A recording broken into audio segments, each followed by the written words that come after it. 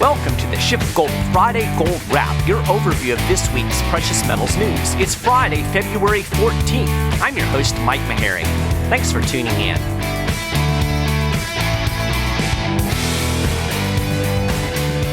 Well, happy Valentine's Day to everybody out there. Yes, it is Valentine's Day, so if you haven't gotten your sweetie something, you better get on it. Anyway, coronavirus has become the new trade deal. It's the newest excuse for the daily movements in the markets. Midweek, there was some thought that the spread of the virus was slowing. Stocks went up, and gold showed some weakness. Then it looked like the spread wasn't slowing, so stocks fell a little bit, and gold showed some gains on safe haven buying. I just have to say that basing your investing decisions on daily disease reports is about as dumb as basing it on the latest trade war tweet. At any rate, gold is up a bit on the week. We're solidly above the key 1550 level. The yellow metal tested that last week and held above, so I think we've consolidated pretty solidly over the 1550 mark. This morning we're trading at around 1577 an ounce, just below that, and we're on track for about a 0.3% gain on the week. Gold actually hit an all-time high in euros this week. Jerome Powell went to Capitol Hill to chit-chat with Congress. Now, that's always good for some political theater. You know, it's a good thing the Fed is politically independent, right? The Fed chair continued to peddle an upbeat message about the economy. He said there's no reason why the current situation of low unemployment, rising wages, high job creation, there's no reason why it can't go on. So the myth of the great economy continues. Of course, Trump keeps hammering on this point, too.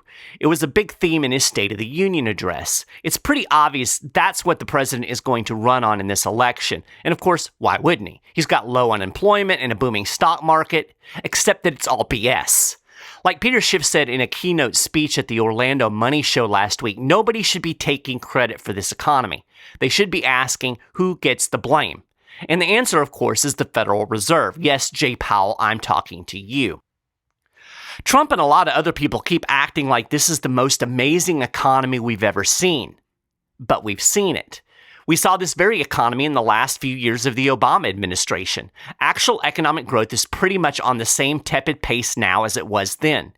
The economy was creating jobs then like it is now. Stocks were going up then like they are now. The thing that frustrates me is Trump has to know this. He campaigned on pointing out that the economy was an illusion. He talked about the fake job numbers. He called the stock market a big, fat, ugly bubble. Then he got elected and he branded the exact same economy with a big Trump T and started bragging about it. You know why I think Trump really does know better and that this is all just politics? Because he keeps badgering Powell for lower interest rates. That's the only thing that's keeping this economy going. Now, when I say this, a lot of people will get upset with me and they'll say, quit criticizing Trump. I'm really not criticizing Trump. It's not Trump's fault. If I were going to point fingers, I'd be pointing them straight at Ben Bernanke, Janet Yellen, and Jerome Powell. Trump is playing politics. He's a politician, so this should come as no shock. But people need to realize that the foundation under this economy is rotten to the core, no matter how much Trump tweets otherwise. So anyway, Powell was talking up the economy during his little visit to Congress. Here's my favorite line from his speech. Quote, "There is nothing about this economy that is out of kilter or imbalanced." Hello? We have 1.5% interest rates at the peak of an expansion. We have trillion-dollar budget deficits. You cut rates 3 times last year. I think something is a little bit out of kilter. Like a politician, most of what comes out of a Fed official's mouth is utter BS, but every once in a while, the truth slips out. That happened during Powell's testimony. In a moment of honesty, he tacitly admitted that the central bank is already engaged in extraordinary monetary policy, and he confessed that the Fed may not have the firepower to fight the next recession. During testimony before the House Financial Services Committee, the Fed chair conceded that the current low level of interest rates, quote, means that it would be important for fiscal policy to support the economy if it weakens, end quote. As Bloomberg put it, this is an unusual appeal by the head of a politically independent institution that is used to combating economic contractions on its own. Now, to be clear, fiscal policy means government stimulus. That's what Powell is saying. Now, one has to wonder how Powell expects Uncle Sam to step up and help when he's already engaging in some pretty extraordinary fiscal policy himself. The federal budget deficit will almost certainly eclipse $1 trillion this year. That's only happened 4 times in history, all in the aftermath of the 2008 financial crisis. In other words, the federal government is already doing recession-like stimulus. How's it going to do more to support the economy if it weakens? Well, I'll tell you how. More borrowing. And that will mean more Federal Reserve debt monetization. And by the way, Powell admitted this was on the horizon, too. During testimony before the Senate Banking Committee, Powell said that the central bank has 2 primary tools to fight a recession. The Fed can buy government bonds, otherwise known as quantitative easing, and it can use interest rate policy or forward guidance. We will use these tools, Powell said. I believe we will use them aggressively should the need arise to do so. But there is no room to cut interest rates aggressively. We're at 1.5%, ladies and gentlemen. Prior to the 2008 crash, we were at over 5%. Powell said we will have less room to cut? Yeah, understatement, unless they go negative, which Powell insists won't happen. Of course, the Fed has already been cutting 3 times last year, and we're not even in a recession. So it's a really good thing nothing is out of kilter, right? Powell dismissed the suggestion that the central bank might consider directly funding the government. In other words, it's not going to just print money and deposit it in the Treasury. That's really an untested and not widely supported perspective, he said. Nope, the Fed is going to fund the government the old-fashioned way, buying bonds and forcing interest rates below market levels. In other words, quantitative easing. You see, the ugly truth is QE is nothing but a roundabout way of funding the government. It's debt monetization. As CFA Daniel Ammerman put it in a recent article, the Federal Reserve is doing what no responsible central bank is supposed to do and effectively funding the growth in the debt at well below free market interest rates via monetary creation on a massive scale, without admitting that it's doing so. This is all about funding the fast-growing national debt at lower rates than what rational investors would accept in a free market, and the repo crisis was a symptom of that problem, not the cause. Powell got some questions about the repo operations, which of course are still going on. The central bank has been injecting billions of liquidity into these overnight markets for months, and there is some indication that repo operations will never end completely. Members of Congress kept referring to the issues in the repo market as a, quote, glitch. As Peter Schiff explained in a recent podcast, it wasn't a glitch, it was the market. He said what happened in the repo market is that interest rates shot up because there's so much borrowing and there's not enough savings to counteract it, to offset it. And so rates were moving up, which is what they should do. Rates are too low. They should be much higher.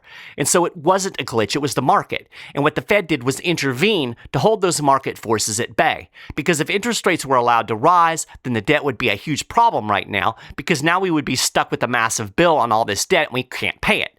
So in order to prevent that from happening, that's why the Fed came back to the repo market with all this QE. It was to artificially suppress rates again to keep those market forces at bay a while longer. So yes, Jerome Powell, something is out of kilter. Way out of kilter. In other news, Americans are still driving the U.S. economy along with borrowed money. The question is, how much longer can it last? Consumer debt surged once again in December as Americans charged up their credit cards for the holidays. Total consumer credit grew by $22.1 billion, according to the latest Fed data. Total consumer debt now stands at a record $4.197 trillion. Credit card borrowing drove the December debt increase, which of course comes as no surprise given that it was the Christmas shopping season. Still, looking at the bigger picture reveals some troubling trends. In the first place, Americans are driving the U.S. economy along with borrowed money. Consumer borrowing represents nearly a quarter of the $849 billion increase in nominal GDP last year. As Wall Street pointed out, without $187 billion in additional spending funded by $187 billion in additional debt, the U.S. economy would not have grown by 2.3% in 2019, but only by about 1.8%. And in the second place, there are signs borrowing is slowing down. December's holiday shopping binge notwithstanding. I've said this more than once. An economy built on borrowing money is not sustainable over the long haul. Do you hear that, federal government and American consumer? But luckily for us, nothing is out of kilter, right? I'm going to ask you to indulge me in a little bit of shameless self-promotion before I wrap up the gold wrap, pun intended. Some of you may know that I'm the communications director over at the 10th Amendment Center, and I recently published a book. The title is Constitution, Owner's Manual, The Real Constitution the Politicians Don't Want You to Know About. You know, when I first started studying the Constitution and the government that it was intended to create, I quickly realized that my government schooling did a very poor job of teaching me about America's governing principles. If you look at what the people who created the country said, it's crystal clear that the federal government was intended to be very, very limited, and most governance was meant to be at the state and local level. It was a decentralized system, the exact opposite of what we have today. So anyway, if you want to learn more about the Constitution as it was understood at ratification, you can check out my book. Just go to constitutionownersmanual.com. That's constitutionownersmanual.com. There's more info there and all of the ordering information. And if you want to learn more about what is really out of kilter in the economy, I highly encourage you to talk to a SchiffGold precious metal specialist. You can do that today simply by calling 1-888-GOLD-160, or you can email those folks at info@schiffgold.com. Well, that is a gold wrap for this week. You can get more details on all of these stories and more, and keep up with the latest precious metals news and analysis throughout the week at schiffgold.com/news.